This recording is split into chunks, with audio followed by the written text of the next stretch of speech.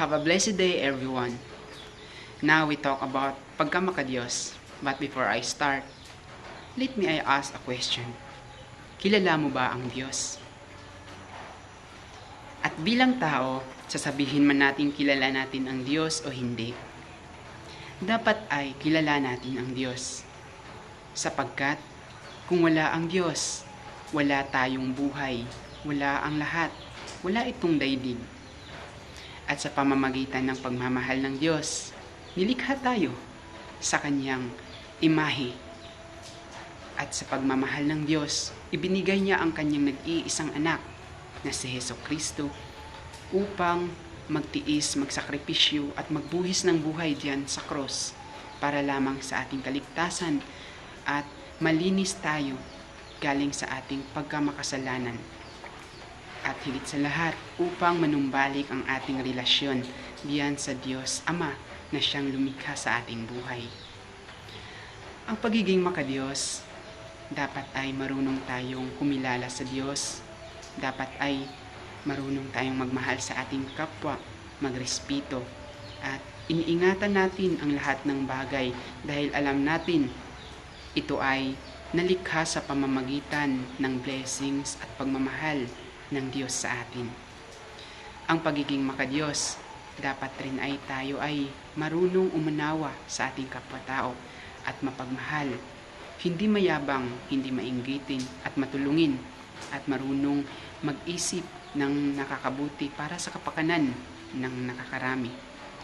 Ang pagiging makadiyos, dapat ay marunong magmahal sa kapwa, hindi lang sa pamilya, hindi lang sa kakilala, hindi lang sa kaklase, kung hindi maging sa mga taong malayo sa kanilang buhay.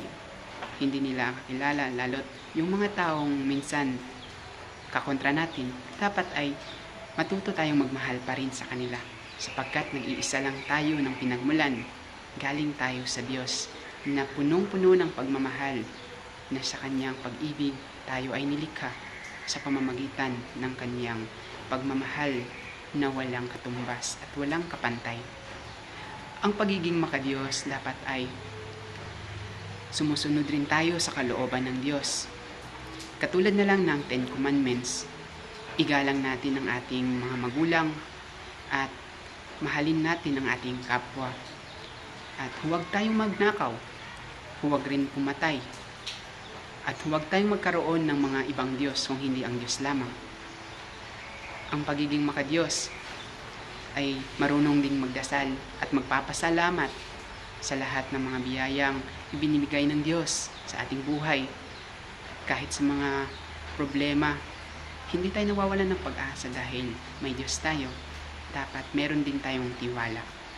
Ang pagiging makadiyos at ang panghuli, dapat ay pantay-pantay yung pananaw natin dahil tayo ay nilikha ng Diyos sa pamamagitan ng pag-ibig at kaya dapat ipapalaganap natin ang pag-iibigan bilang mga magkakapatid, bilang mga anak ng Diyos.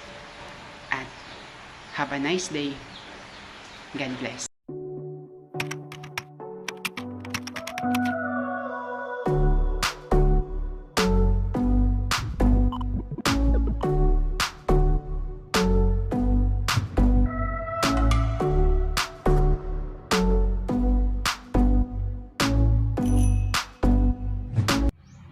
Ang pagiging makatao.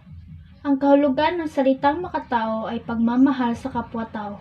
Kung mahal mo ang iyong kapwa, lagi mong iniisip ang kanyang kapakanan at kabutihan. Ang isang makatao ay, una, may paggalang sa lahat ng tao, sila man ay mayaman o mahirap, maganda o hindi, sikat man o ordinary. Pangalawa, hindi gumagamit ng kalayaan upang abusuhin ang kapwa. Bagkus, siya ay handang managot sa kanyang mga responsibilidad sa buhay at hindi niya ito ipinapasa sa iba. Pangatlo, hindi mapagmataas na parang walang sala. Pang-apat, marunong humingi ng kapatawaran at hindi mapanghusga ng kapwa. Alam niya na ang sino mang nagsisisi ay tumatanggap ng kapatawaran sa Diyos.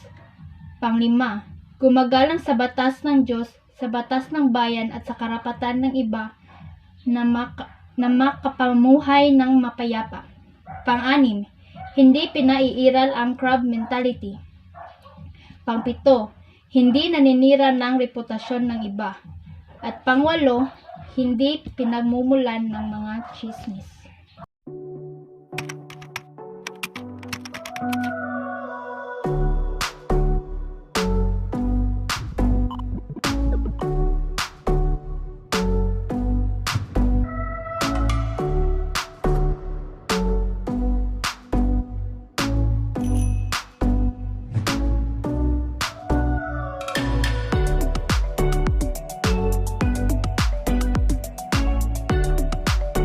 What is makabansa?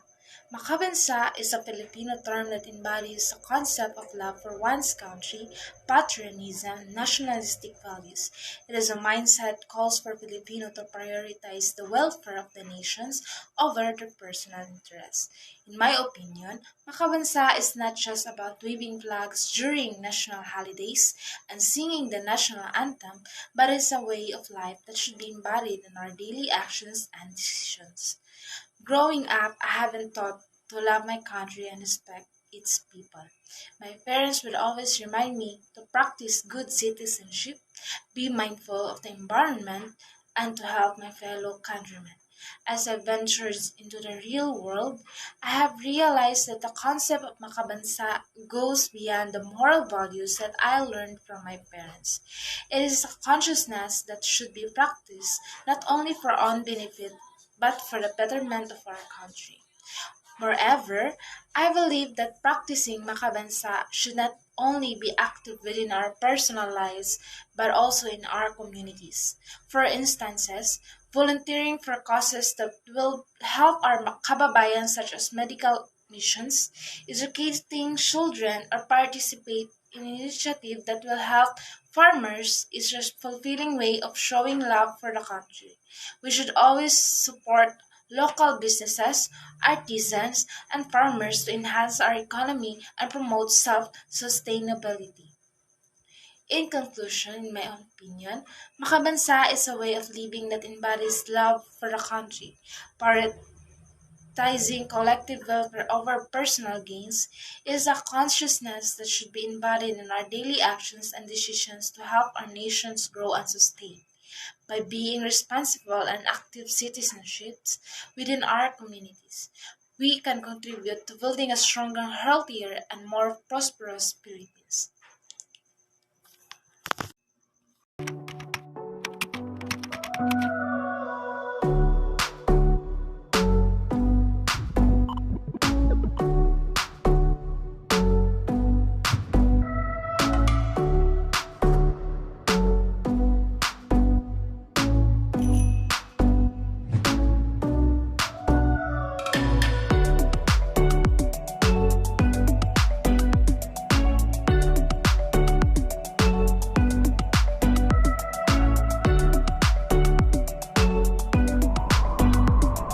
Pagiging makakalikasan.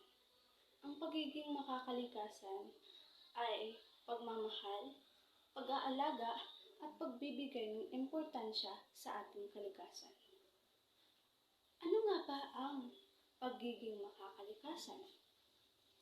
Ang makakalikasan ay una, sumusuporta sa batas patungkol sa preservation, protection at development ng ating mga yamang kalikasan. Pangalawa, magsipagbungkal ng lupa at magtanim kahit sa isang container lamang.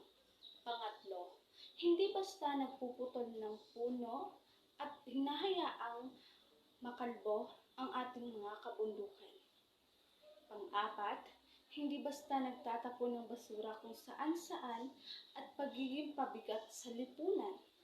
Pang-lima, hindi nagiging sanhi sa karumihan na maaaring panggalingan ng sakit. Pang-anim, nagsisilbing mabuting halimbawa sa kanyang mga kapitbahay, pamilya o ng mga kaibigan patungkol sa benepisyo ng kalikasan. Panghuli, gumagamit ng kinauukulong government agency sa pagtuturo ng waste management sa mga residente ng kanilang subdivision.